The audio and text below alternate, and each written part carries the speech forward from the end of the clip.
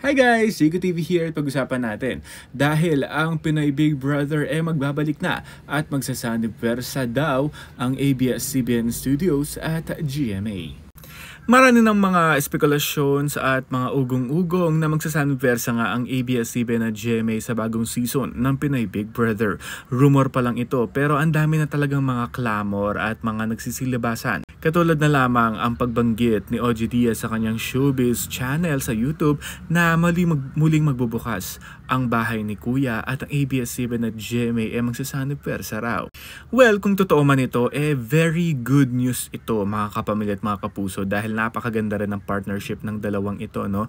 Dahil sa Unbreak My Heart, nag-umpisa ang partnership ng ABS-CBN at GMA at it did well, it went well naman. Kaya ang tanong ng mga nakakarami kung magsasanibersa ang PBB ang PBB at ang ABS-CBN at GMA ang gagawa nito magsasanibersa rin ba ang mga magagaling na host ng GMA at ABS?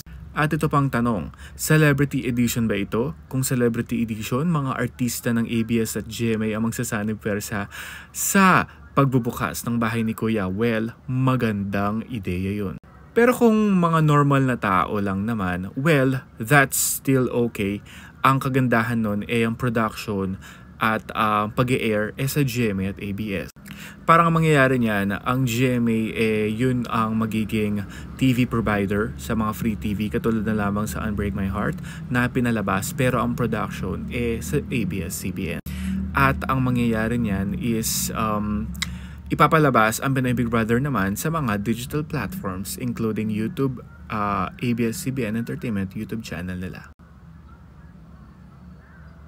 Well, para sa akin guys, mas maganda kung celebrity edition to dahil mga artista from Star Magic or Sparkle tapos magsasanibersa sa bahay ni Kuya. Well, that's a mind-blowing parang idea na grabe, mangyayari pala yun. Kaya naman I can't wait na magkaroon pa ng mga details at manggagaling sa ABS-CBN Studios at GMA itong napakagandang good news na ito dahil syempre this is still hanging. Nasa ano pa lang din naman.